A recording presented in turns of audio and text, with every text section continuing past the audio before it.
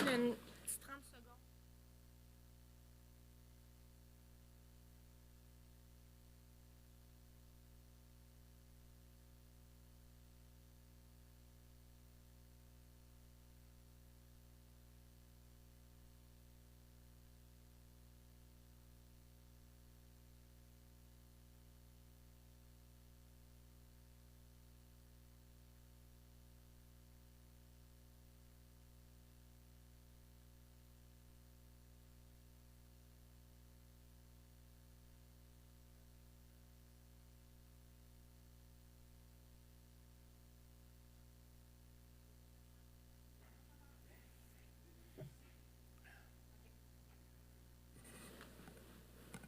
On est prêt? Non. Non? Ça va pas long?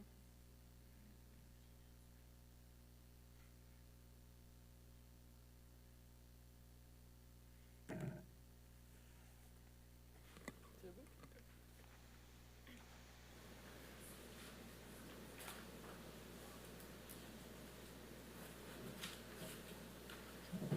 beau? Bon. On est prêt? Oui. Alors, bonjour à tous. Bienvenue à cette annonce d'une campagne de soutien à l'économie locale. Vous y entendrez les prises de parole du maire de Québec, M. Régis Labaume, et de Mme Émilie Villeneuve, membre du comité exécutif responsable des sociétés de développement commercial.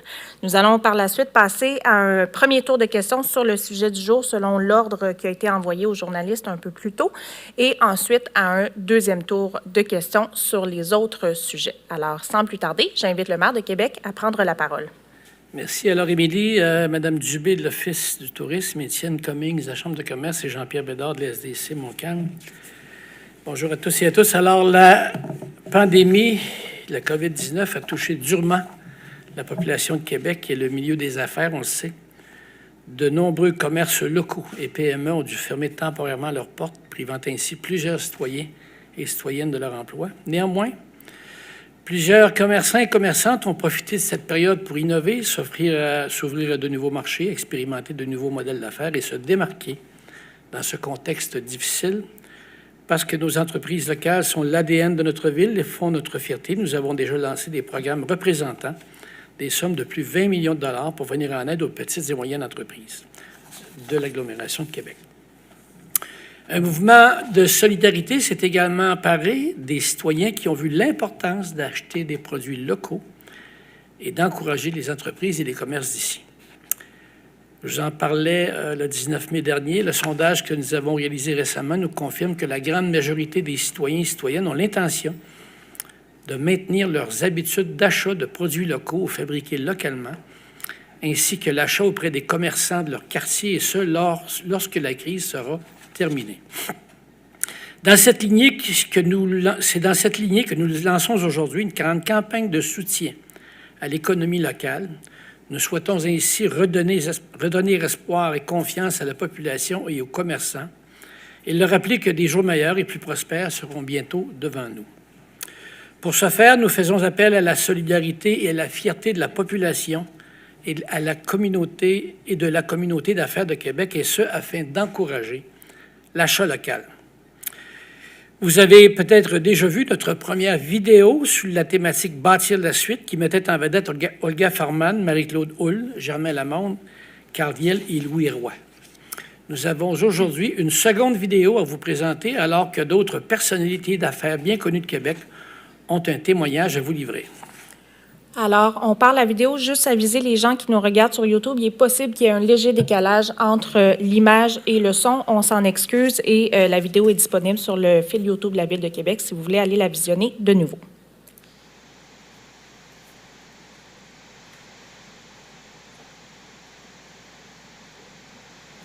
Ce sera pas là.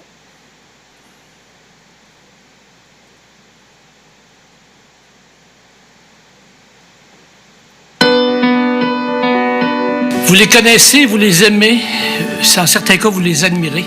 Ce sont des entrepreneurs locaux dont on ne se passerait plus des produits. Et ils ont tenu à vous transmettre des messages d'espoir. La capitale nationale est riche, entre autres par ses petites, moyennes et grandes entreprises. On traverse une période exceptionnelle, une crise sans précédent. Cette période d'incertitude touche tout le monde, dont les entreprises. La pandémie et le confinement testent depuis plusieurs semaines maintenant notre créativité, notre flexibilité et notre capacité à nous adapter rapidement. On a dû complètement repenser notre façon de faire des opérations. Je pense entre autres à l'ajout de nouvelles fonctions en ligne, au conseil client par visite virtuelle et à l'optimisation de nos méthodes d'expédition. On a également diversifié nos sources de revenus. On a dû réorganiser nos équipes, les horaires de travail. Il faut garder le cap et être optimiste plus que jamais. Nos clients sont encore là, mais on doit les rejoindre d'une façon différente. Vous êtes nombreux à nous témoigner de votre affection pour nos produits et c'est pour vous qu'on a une petite pensée à tous les débuts de corps. La crise va être temporaire, mais va avoir des effets permanents sur nos habitudes de vie et sur notre comportement de consommation. Par contre, ça a également fait ressortir le meilleur de nous-mêmes. C'est tellement inspirant de voir les gens s'unir et être solidaires les uns des autres. C'est pour ça qu'il faut absolument agir maintenant et se réinventer. Tous et chacun, nous serons responsables de notre avenir et nous serons présents avec l'ensemble des acteurs économiques de Québec. Alors tous autant que nous sommes, on garde confiance, on se serre les coudes. Ensemble, nous allons sortir plus forts et plus fiers de ce que les entreprises d'ici ont à offrir. Unissons-nous et soyons la région forte que l'on nous reconnaît. Car c'est ensemble C'est ensemble que nous allons bâtir la suite. Pour ma part, je vous encourage sincèrement à être solidaire avec notre économie locale, à acheter des produits locaux. Parce qu'acheter des produits d'ici, c'est investir ici. Salut!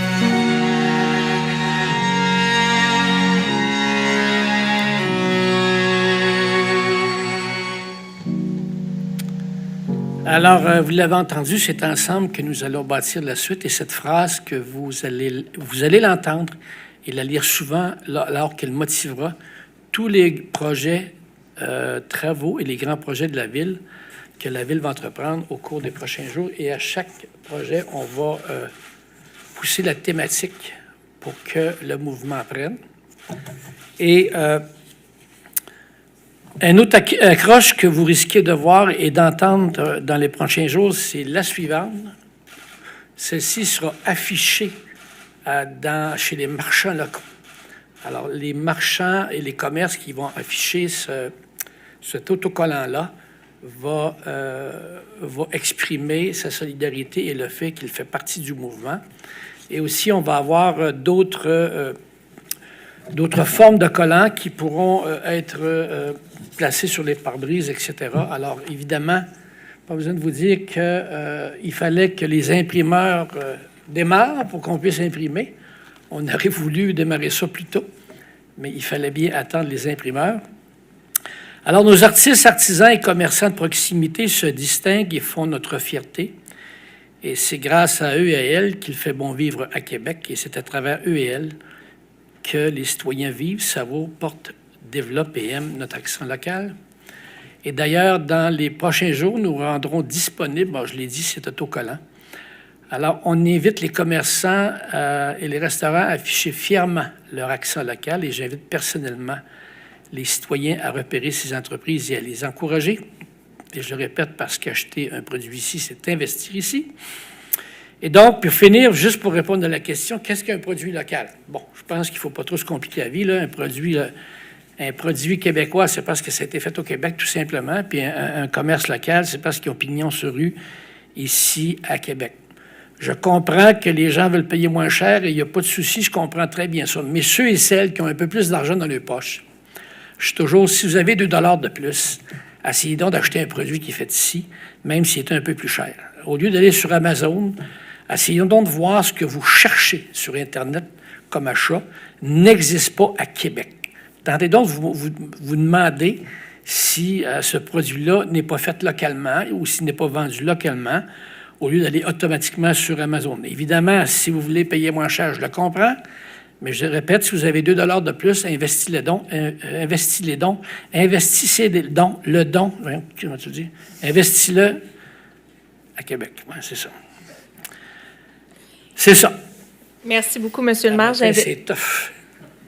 J'invite maintenant Mme Émilie Villeneuve, membre du comité exécutif, à prendre la parole. Merci. Alors, Monsieur le maire, effectivement, nous avons observé dans les dernières semaines un beau mouvement de solidarité envers nos commerces locaux. Ce mouvement se traduit par une volonté d'encourager les commerces de proximité, mais aussi les restaurants. Nous avons d'ailleurs déjà aidé ce mouvement en répondant positivement à la demande de certaines sociétés de développement commercial que leur rue devienne piétonne, entre autres l'avenue Cartier, la rue Saint-Jean, Vieux-Québec et Faubourg, ainsi que la semaine dernière, la rue Saint-Joseph. Après 2 fins de semaine d'activité pendant laquelle la belle température était aussi au rendez-vous, je pense qu'on peut dire mission accomplie. Ça a été grandement apprécié. Mes collègues et moi avons eu beaucoup de courriels d'appréciation. D'autres SDC souhaitent emboîter le pas. Alors, présentement, nous sommes en accompagnement avec eux pour réaliser également d'autres ouvertures de rue prochainement. On vous reviendra avec les détails. Entre-temps, je suis très fière du projet Accent local que nous lançons aujourd'hui. Je remercie nos partenaires d'affaires, les SDC évidemment, les regroupements de gens d'affaires et la Chambre de commerce et d'industrie pour leur précieuse collaboration. Ce visuel accent local très coloré et bien visible fera bientôt son apparition aux divers endroits dans la ville pour aider les citoyens à cibler, découvrir ou redécouvrir les commerces de proximité qui font notre fierté. J'invite tous ceux qui souhaitent participer au mouvement à consulter notre site Internet. Vous y trouverez une trousse dans laquelle vous pourrez trouver les différents visuels que vous pourrez par la suite là, coller un peu partout sur votre auto ou dans vos commerces, évidemment. Ou partager dans les médias sociaux sur votre site Internet. Alors, tous ceux qui souhaitent s'afficher accent local peuvent le faire, qu'ils soient commerçants ou citoyens. Je dois mentionner que déjà les commerçants des différentes SDC de la Ville de Québec ont reçu des autocollants qui pourront dès aujourd'hui s'afficher. Et puis, prochainement, là, on va distribuer des collants pour les véhicules, pour les citoyens qui seront disponibles dans les différents commerces. Par exemple, quelqu'un pourrait se procurer à la caisse de leur pizzeria un petit collant « Je savoure l'accent local » et ensuite le coller sur leur véhicule. Alors, soyons solidaires pour notre économie locale. Merci. Merci beaucoup, Mme Villeneuve. Nous allons maintenant passer au premier tour de la période de questions, donc sur le sujet de l'annonce. J'invite donc Martin Busutil de Radio X à poser ses questions. Oui, bonjour, Monsieur le maire, bonjour à tous. Est-ce que cet autocollant-là va amener une plus-value aux marchands qui vont l'afficher? Est-ce que, par exemple, on pourrait le vendre et faire un fonds d'urgence pour certains commerçants? Est-ce que vous voulez rajouter quelque chose ou c'est vraiment une initiative purement visuelle? Répétez votre question que je comprenne bien. Là. Ben, est-ce qu'on va vendre l'autocollant, par exemple, et se servir de l'argent amassé pour aider certains commerçants? Non, l'autocollant, on ne le vend pas. On le donne tout simplement. Là. OK. Et puis, les commerçants qui l'affichent, est-ce que ça donne droit à quelque chose, un bénéfice? Est-ce que vous voulez faire un genre de site où vous aurez... Il y a le site de la Chambre de commerce qui fonctionne très bien. Nous autres, on va avoir un hashtag, je pense. En fait, nous autres, c'est du visuel pour créer une espèce de mouvement, là. OK? C'est sans prétention, mais on pense que les gens, à la lumière du sondage qu'on a eu, les gens sont prêts. Moi, je pense qu'il faut le rappeler aux gens. T'sais, moi, hier, j'étais à l'épicerie, je suis passé d'un IGA, puis à un moment donné, je me suis dit, bon, à chaque fois que j'achetais quelque chose, je regardais ce qui était fait au Québec. C'est juste, on n'y pense pas toujours. Il s'agit, comment dire, de se forcer un peu pour le faire. Et pour ça, il faut rappeler aux gens cette espèce d'idée que l'accent local est important, que l'achat local est important. L'air de rien, moi, je pense que c'est un rappel qui est important. Ceci dit, les gens voudront toujours payer moins cher, puis je le comprends. Mais moi, je suis certain, je le verrais, là, puis je me rappelais, avant d'entrer à l'épicerie, si je voyais l'autocollant, je me disais, bon, là, il ne faut pas oublier que dans les 10 prochaines minutes, dans mes achats, je vais tenter de prendre un produit qui est fait au Québec, tout simplement. Puis pour le reste, on va se fier au jugement des gens. Mais quand je regarde l'appétit qu'il y avait qui était exprimé dans le sondage léger qu'on a rendu public, les gens, le désir est là. Alors, il faut leur rappeler pour tenter de faire en sorte que ça devienne un réflexe. Alors, c'est vraiment ça l'objectif. OK. Donc, c'est vraiment une campagne visuelle. À ce compte-là, M. Labombe, vous comptez en imprimer combien et en distribuer combien des autocollants? Puis, c'est un investissement là, qui totalise quelle somme pour la Ville? Pour les autocollants, pour les commerçants, on en a 10 000 présentement en circulation. Pour les autocollants, 10 000 également pour les autocollants pour les citoyens. Puis, on pourra faire des réimpressions là, à mesure qu'on a de la demande. C'est ça, on voulait démarrer plus tôt, mais il fallait avoir un imprimeur. Ils étaient tous fermés. Là. Puis on voulait acheter localement, alors... Et la somme investie pour On cette pourra vous campagne-là? revenir avec la somme investie totale. Merci beaucoup. On passe maintenant à Olivier Lemieux, Radio-Canada. Oui, bonjour Émilie, bonjour Monsieur le maire. Pour ma part, peut-être une question. Là, vous avez une vidéo qui circule dans les médias sociaux. Est-ce que vous comptez appuyer cette campagne-là avec aussi de la visibilité à la radio, la télé ou les journaux? Pour l'instant, télé, on va en faire à la télé. Là. On va commencer par distribuer les autocollants. Et éventuellement, effectivement, on va le faire à la télé. On va évaluer au fur et à mesure comment ça se passe. Journaux aussi, on fait les journaux aussi. Alors, télé, journaux. Parfait. Et puis, donc, 10 000 autocollants que vous destinez aux commerçants, c'est quand même beaucoup. Là. Est-ce que vous ciblez autant de commerces? Donc, vous ciblez 10 000 commerçants? Bon, je pense qu'il y a 15-20 000 entreprises à Québec. Là. OK. Fait que c'est à peu près donc la moitié, vous dites, donc, du potentiel de commerçants. Oui. C'est-à-dire que 10 000 commerces, il faudrait voir le nombre de commerces qu'on a. Là. Combien il y a de commerces à peu près? Non, 150. On va en avoir assez pour tout le monde. On est 200 par SDC, à peu près 150-200 par SDC. Non, mais c'est pas juste les SDC, là, c'est tous les commerces de la ville. Tous les commerces de la ville. Alors, on va en mettre dans tous les commerces. On a assez pour tout le monde. Là, c'est pas... OK, c'est parfait. Puis ma dernière, pour moi, les citoyens qui veulent se procurer cet autocollant-là, par exemple, pour l'apposer sur leur véhicule, je l'ai peut-être raté, là, on se le procure où? On va attendre qu'il soit imprimé. Vas-y, Émilie. En fait, ça va être disponible. On a fait la demande à Jean-Pierre tout à l'heure s'il croyait que les commerçants allaient être ouverts à les distribuer gratuitement dans leur commerce. Puis, d'emblée, il a tout de suite dit qu'il était certain que tout le monde accepterait. D'autant plus que les autocollants pour les autos, ils vont se décliner en différentes phrases, là, donc je savoure l'accent local, je magasine l'accent local, etc. Donc, ça pourrait même avoir un lien significatif avec le commerce. Mais dans les arrondissements? Ça va être dans les arrondissements? Oui, puis dans les bureaux d'arrondissement, effectivement, aussi, lorsque nos bureaux seront ouverts, puis lorsqu'on aura l'impression. OK, merci. Merci beaucoup, M. Lemieux. Alors, on passe à Stéphanie Martin du Journal de Québec. Oui, bonjour à tous. Vous l'avez évoqué brièvement tout à l'heure, Monsieur le maire.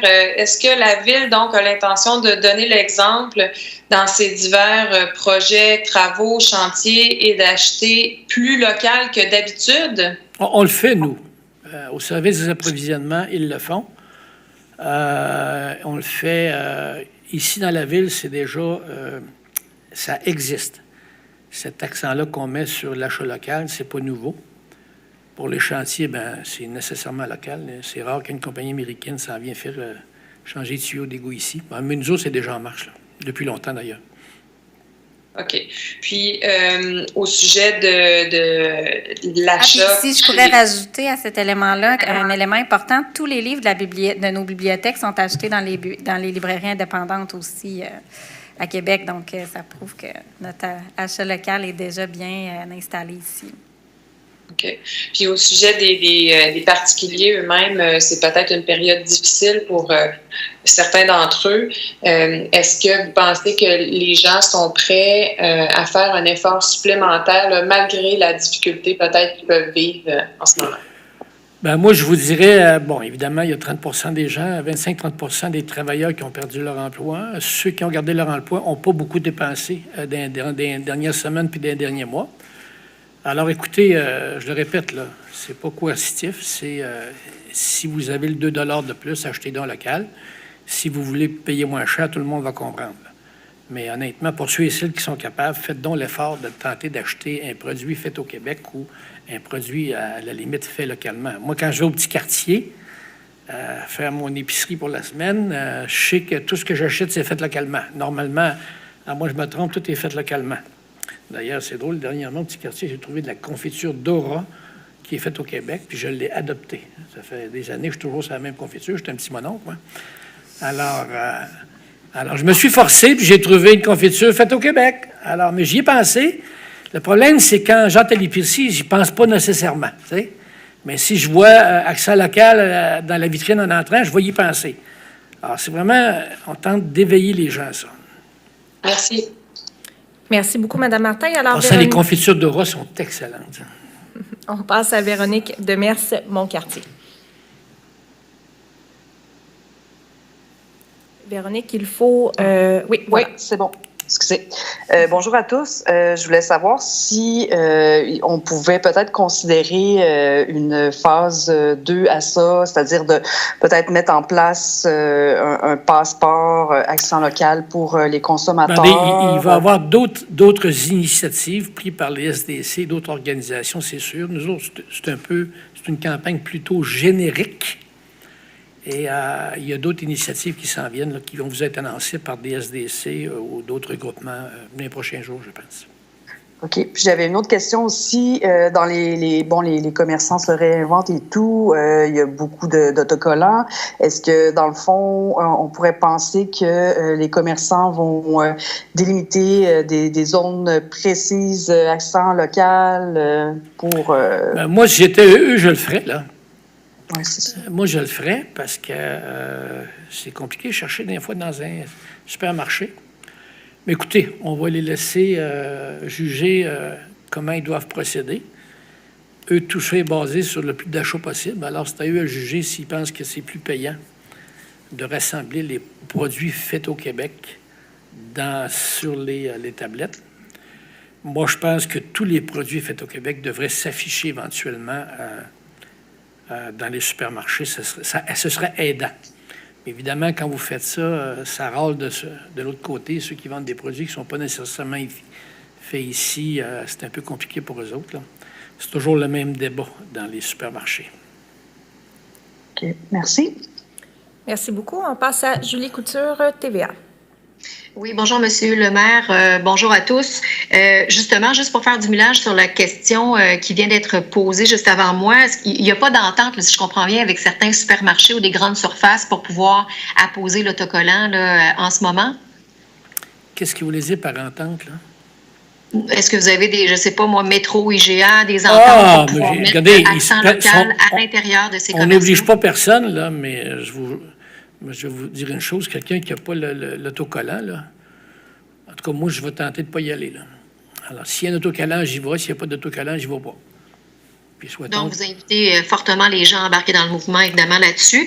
Mais ça sera pas compliqué, des chiffres, là, Monsieur le maire, ou des évaluations à l'heure actuelle sur le nombre de commerces là, dans la Ville de Québec qui pourraient être vraiment en danger parce que les SDC...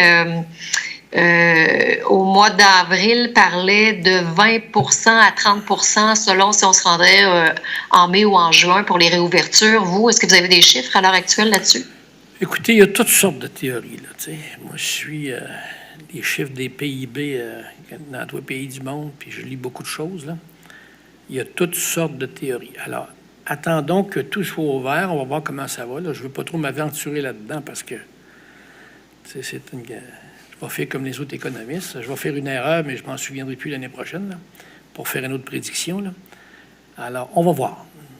C'est présomptueux de tenter de mettre un chiffre là-dessus, là. Et je sais que vous en avez parlé tout à l'heure, mais je veux juste être bien certaine de circonscrire ce que vous entendez par achat local, parce qu'il y a plusieurs façons de l'interpréter, là. Ben, moi, je dis aux gens, regardez, essayez donc de voir si le produit a été fait ou fabriqué au Québec, conçu et fabriqué au Québec. Ça, c'est la première affaire. Alors, si il est plus cher qu'un autre, ben, faites comme vous voulez, vous pouvez acheter le moins cher. Mais si vous avez le 2 $ de disponible pour acheter au Québec, forcez-vous donc pour l'acheter. Alors, c'est à la base un produit conçu et fabriqué au Québec. Et c'est indiqué normalement sur le produit. Puis, achat local, ça ne veut pas dire que le produit est conçu et fabriqué au Québec. C'est juste quand vous allez sur Amazon. Avant d'aller sur Amazon, vous faire venir, je ne sais pas moi, un chemisier, hein? De telle couleur, de telle forme. Allez donc voir si sur les sites des magasins Québec, ça n'existe pas. Même si c'est fait à l'extérieur, en Chine ou ailleurs. Le même produit qui est fait en Chine, s'il est vendu par Simons ou qui est vendu par Amazon, ben, essayez donc de l'acheter chez Simons. T'sais. Essayez donc de voir ce que vous cherchez, même s'il est fabriqué à l'extérieur. Faites profiter votre achat à un commerçant local. Alors, ça ne veut pas dire qu'il est toujours fabriqué au Québec. Alors, première question, est-ce que c'est fabriqué au Québec? Deuxième question, quand je vais sur Internet, est-ce qu'au lieu de faire venir par Amazon ou acheter sur Amazon, est-ce qu'on ne peut pas regarder si le même genre de produit existe à Québec, vendu par un commerçant de Québec, même si ça a été conçu et fabriqué ailleurs? Parce que, quelque part, il y a une valeur ajoutée pour le commerçant québécois, hein?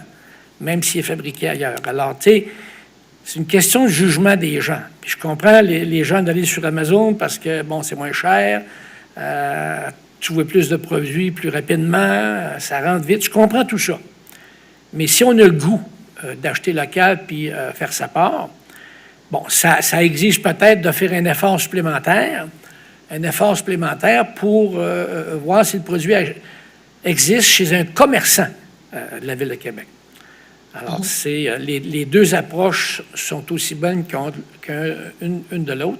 Fabriqué au Québec ou vendu par un commerçant de Québec au lieu d'aller sur les sites de vente internationaux, là. Monsieur le maire, si vous permettez, je ne sais pas si j'ai le droit à une autre question, mais pour les grands centres commerciaux, là, je parle de Galerie La Capitale, Fleur de Lys, Place Laurier, Place Sainte-Foy, Ivanhoe, Cambridge, Oxford, ils ont quand même été fermés longtemps. Ça va rouvrir le 1er juin, mais comment vous envisagez au niveau des taxes, puis avec la ville, là, comment ils vont faire eux, pour arriver au bout de ça? Comment vous envisagez ça avec ces grands centres commerciaux-là qui ont été fermés longtemps, là? Qu'est-ce que vous voulez dire? Bien, en fait, je pense pas que vous allez leur donner un congé de taxes, là. On n'en est pas là, puis vous n'avez pas le pouvoir de le faire, mais je veux dire, ils vont être clairement en grosse difficulté avec ce 2 mois et demi de fermeture-là. Les gros propriétaires immobiliers ne seront pas en difficulté. Arrêtons, là. Vous savez, je sais qu'il y a un gros spin, là. Les gros propriétaires immobiliers ne seront pas en danger. Moi, ce qui m'inquiète, c'est plus les petits commerçants locaux. Alors, Oxford ne sera pas... Ne vous inquiétez pas pour Oxford. Ne vous inquiétez pas pour ces gens-là, là. Ils vont essayer de baisser leurs taxes, mais dites-vous bien qu'ils ne sont pas dans le trou. Comptez-moi pas des histoires de même, c'est pas vrai. Là, tout le monde essaie d'avoir, tu sais, siphonné le gouvernement.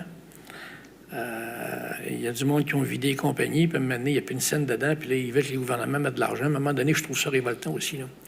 Alors, moi, ce qui me préoccupe, honnêtement, là, c'est pas les gars comme Oxford. Ce qui me préoccupe, c'est les marchands locaux. C'est vraiment eux autres, là, parce que marchand de proximité, parce que, tu sais, le lendemain matin, moi, je veux faire affaire avec les marchands, moi, là où j'habite. Les marchands, là où je travaille, aux alentours, ici, là. Alors, je suis plus inquiet pour eux que pour les gros, ça. Sachez bien ça, là. Puis les gros, c'est toujours la même affaire, hein. Quand ça va bien, ils veulent pas que le gouvernement se mêle dans leurs affaires. Quand ça va mal, ils veulent absolument que le gouvernement les subventionne. C'est toujours extraordinaire comme contradiction. Là, vous m'avez allumé, là, je vais arrêter. On va finir le premier tour de questions avec Jean-François Néron du Soleil. On reste, s'il vous plaît, sur les questions de l'annonce avant de passer au deuxième tour. Bonjour, je vais essayer d'être imaginatif. Toutes les questions étaient rayées à mesure, mais il m'en reste quand même une. Monsieur Labaume, vous parliez tout à l'heure de faire un peu de millage sur peut-être l'intention de la Ville de faire une suite à cette campagne-là. Avec l'arrivée de la saison touristique, est-ce que la Ville, par l'Office du tourisme, pourrait être tentée de faire de la publicité pour inviter les Québécois, les gens de Québec, mais aussi les gens de l'extérieur à venir visiter Québec quand le gouvernement donnera le feu vert à la réouverture là, des hôtels, etc. On y a pensé, là, mais le problème actuellement, c'est que le COVID s'abat inégalement dans les régions du Québec. Puis là, on ne savait pas exactement les barrages routiers dans les régions, alors on a décidé que c'était peut-être un petit peu aventureux. C'est pour ça que je pense que les gens de Québec vont rester à Québec. Moi, je pense qu'il n'y a pas beaucoup de monde qui vont sortir. Alors, nous, si on a un mouvement à partir, c'est vraiment l'achat local, puis dire aux gens de Québec d'acheter localement. Donc, en clair, il n'y aura pas de campagne de promotion de la Ville de Québec au niveau touristique pour l'été? On aurait pu le faire, ça a été dans nos plans, mais actuellement, comme c'est inégal en termes de transmission du virus au Québec, on tente de jouer ça low profile parce que pour pas inquiéter les gens. en termes, j'essaie de débroussailler, là, de prendre la machette puis voir un peu ce que vous voulez dire entre les lignes. Là. Est-ce que vous ne voudriez pas susciter de la crainte en invitant les gens à venir ici, alors qu'à Montréal, on sait que la situation, mettons, est davantage préoccupante qu'à Québec? Bon, écoutez, moi, vous savez ce que je pense, là, c'est un problème qu'on a québécois. On est solidaire de tout le monde, mais en même temps, si on veut bien contrôler localement l'espèce de contagion, il faut juste être prudent. Là, OK, merci. Alors, c'est ce qui conclut le premier tour sur le sujet du jour. On passe maintenant au deuxième tour sur les autres sujets. On recommence avec Martin Busutil, Radio X. Ça va pour moi, merci beaucoup. Merci beaucoup. Olivier Lemieux, Radio-Canada. Oui, rebonjour. Sur un autre sujet, là, l'ouverture du chantier d'élargissement du boulevard Hochelaga est assez imminente. Est-ce que vous pensez accuser certains retards ou vous avez espoir de rattraper le temps perdu là, avec le beau temps qui s'installe? On verra pour la suite. Mais comment vous voyez donc la suite pour ce chantier-là? Ben, écoutez, si on le démarre, je pense qu'on va être capable de le réaliser. Là, on est au mois de mai. Alors oui, on a pris un petit peu de retard, mais pas si pire quand même. Dans nos chantiers, c'est pas si mal. Heureusement, le gouvernement a permis qu'on ouvre les chantiers, les gros chantiers de construction. Alors, ça va bien aller. Et on va finir avec un boulevard Hochelaga à 6 voies. OK. Puis une précision aussi là, pour les piscines. Je sais que vous attendez l'aval de la santé publique, mais tout ce qui est jeux d'eau, piscine, avec la chaleur qui s'installe, est-ce que vous êtes prêts à Québec à ouvrir ou vous êtes toujours à finaliser le processus? Bien, nous autres, on est prêts. On attend. Puis là, on refait l'inventaire de nos jeux d'eau. On en a 62 ou 64 en ville. Nos cellules de gestion de crise se documentent, lisent tout ce qui existe là-dessus, mais on attend évidemment les directives de la santé publique. Là. Mais aussitôt que vous avez le feu vert, vous allez ouvrir à Québec, il n'y aura pas de décalage. Ben, écoutez, il va y avoir le temps de remplir la piscine. Là, OK. Merci beaucoup. On passe maintenant à Stéphanie Martin du Journal de Québec. Oui, juste une précision là-dessus. Est-ce que les jeux d'eau vont ouvrir aussi en même temps que les piscines? On attend. Nous, on est prêts. OK. On attend la directive de la santé publique. Alors, je veux rappeler aussi aux jeunes de 15 ans, si vous me permettez, de ne pas hésiter à aller s'inscrire comme moniteur sur le site de la Ville de Québec. C'est 600 $ par semaine. Ça ne passera pas souvent, ça, profitez-en. Ça va bien, je pense qu'on a dépassé 300.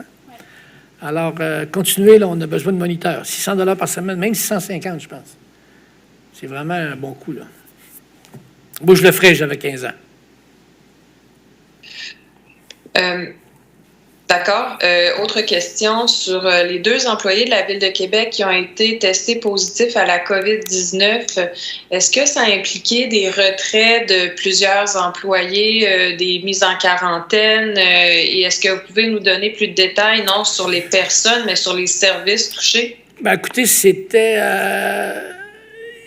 un arrivait de voyage.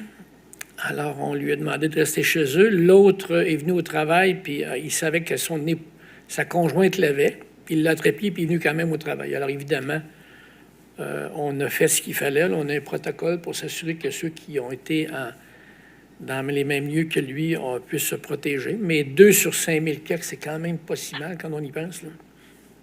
Mais par rapport au nombre d'employés touchés en effets collatéraux, là? Écoutez, on garde ça pour nous autres, là, parce que nous autres, on fait notre travail, on applique le protocole et les gens savent exactement à quoi s'en tenir, puis les contremaîtres font ce qu'il faut. Alors, ça a bien été. OK, merci. Merci beaucoup. On passe à Véronique Demers-Montcartier. C'est bon pour moi, merci. Merci beaucoup. On passe à Julie Couture, TVA. Monsieur le maire, pouvez-vous nous dire où vous en êtes à l'heure actuelle avec les recrutements dans les camps de jour? Avez-vous quelques chiffres à jour à nous donner là-dessus pour les gens que vous voulez recruter? C'est ce que je viens de dire. On a actuellement entre 300 et 400 de trouvés, là. Alors, ça va bien nos affaires. J'aurais dit aux gens ceux qui nous écoutent, là, les jeunes de 15 ans, allez sur le site de la Ville de Québec. On a un emploi au-dessus de 600 $ pour vous autres par semaine. 8 semaines et demie de travail. C'est une belle job. Alors, profitez-en parce qu'à 15 ans, trouver un emploi à 600 $ par semaine. Trouver un emploi à 600 $ par semaine, c'est rare. 600 000, ce sera plus tard. On va y aller à ce prix-là. Quoi? On va y aller à ce prix-là. Oui, c'est ça. On va lâcher notre job. Oui. Merci, Monsieur le maire. Merci beaucoup. Alors, on termine la deuxième ronde de questions avec Jean-François Néron, Le Soleil. Oui, M. Labaume, est-ce que jusqu'à quand va durer l'illimité au niveau des stationnements en ville? On sait que les agents donnent plus de contravention pour les 90 minutes, là, ou les 60. Sinon, j'en aurais eu beaucoup, je l'aurais su. Mais est-ce que c'est... Oui, c'est ça. Vous êtes visé, M. Néron. Là. Pardon? Vous êtes visé.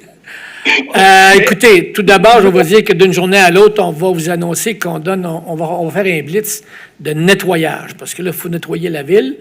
On réalise que de plus en plus de gens retournent au travail, alors le nombre de véhicules a diminué un peu. On va peut-être nettoyer autrement, c'est-à-dire la planification du nettoyage des rues va probablement être différente.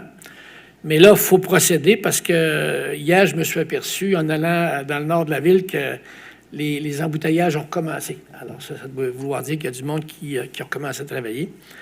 Alors là, puis je pense qu'on est tous pareils. On trouve que la ville est sale. Alors, cette semaine, je vais les annoncer quand on recommence. Et on va probablement demander à des gens là, de pouvoir déplacer pour qu'ils déplacent leur voiture temporairement durant la journée. Alors, on est à peu près rendu là. Pour les stationnements, bien écoutez, on va s'assurer qu'il y a suffisamment de place en ville. Alors, c'est quoi le chiffre magique? Je ne l'ai pas, mais nos gens du bureau de transport sont aux aguets, sont en vigie. Et aussitôt qu'on sent que c'est le moment, on va tenter de libérer ces places-là parce que normalement, avant la COVID-19, c'était important qu'il y ait des places réservées, hein, des stationnements temporaires pour pas qu'ils soient occupés à la journée longue. Alors, je ne sais pas quel stationnement vous occupez, M. Néron, mais à un moment donné, ça va finir. Mais c'était plus dans le but de savoir si les gens allaient être avisés pour ne pas avoir de mauvaises surprises. Ça aussi, vous allez aviser les gens. Là, oui, il y a une conférence de presse où je vais vous dire déplacez votre véhicule, M. Néron. C'est j'en demande pas tant, c'est beau. Merci beaucoup. Ça me va. Alors, c'est ce qui complète la conférence de presse. Merci tout le monde. Bonne journée. Merci beaucoup à tout le monde. Merci.